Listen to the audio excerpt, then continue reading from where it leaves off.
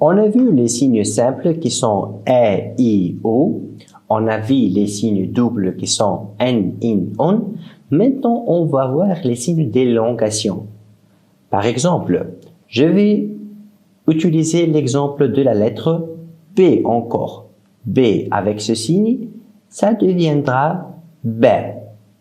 Maintenant, si je veux les dire B, qu'est-ce que je vais faire? Je vais incrémenter cette ligne au-dessus. Ça, c'est B. T, par exemple. T s'écrit comme ça. Pour dire T, je vais incrémenter cette ligne. Ça devient T. Donc, toujours, lorsque je veux augmenter le signe E, j'utilise cette forme. En quelques cas exceptionnels, spécialement à la fin du mot, on peut avoir une forme différente d'augmenter le E. B s'écrit de cette façon.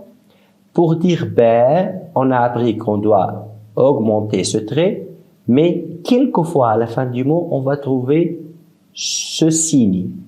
Ce signe, lorsqu'on écrit à la fin du mot, ça veut aussi dire B, seulement qu'il s'écrit différent de la façon de ce signe, mais ils ont la même prononciation. Ça, c'est à propos de la prolongation du signe R. Maintenant, on va voir la prolongation du signe I. Donc, qu'est-ce qu'on va faire? On va commencer de nouveau avec la lettre B, mais avec le signe I. Ça est prononcé comme B. Maintenant, je veux dire B. Qu'est-ce que je vais faire? Je vais créer ce signe après la lettre avec 2 points. On a vu ce signe comme une forme d'élongation de B à la fin du mot. Mais,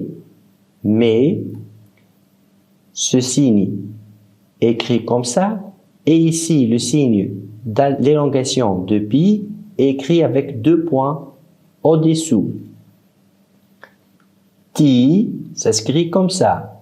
Je vais mettre le I et après je vais mettre ce signe. De cette façon, la lettre se prononce T. Maintenant, on va voir l'élongation de le signe OU. Comment ça s'écrit l'élongation de signe OU? Je vais prendre encore la lettre B, je vais mettre le OU et pour dire beau, je vais écrire ce signe après la lettre. Ça, c'est beau. Ça, c'est tout. Voilà.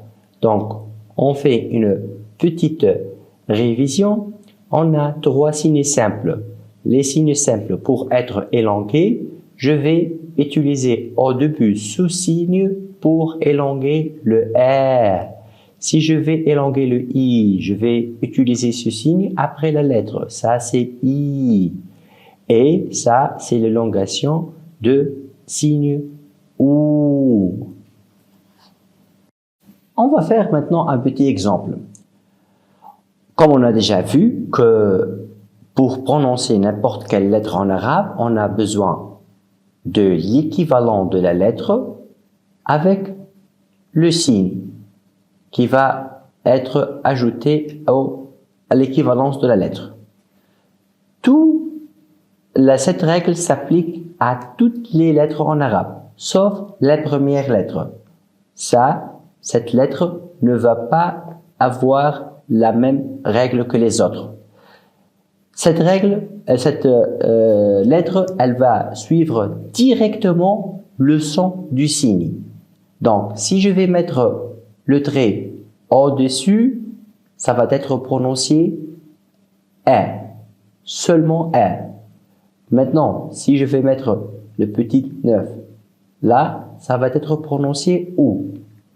Si je vais mettre le signe au-dessous, ça va être prononcé I. Mais il faudrait savoir qu'on ne peut pas écrire I de cette façon. I, elle doit être écrite de cette façon. Ça, c'est le I correct en écriture. Donc, on a E, I, O. Pour les autres 26 lettres, on va toujours appliquer la même règle. L'équivalent de la lettre plus le signe. Maintenant, on va voir ce mot. On a cette lettre et donc, on va commencer. Ça, on a vu que c'est l'exception en arabe, elle va directement suivre le signe. Donc, ça va être E. Et cette lettre, c'est la lettre B avec double 9, donc va être un. Donc, ça, c'est ebun. Ebun. Cela veut dire un père.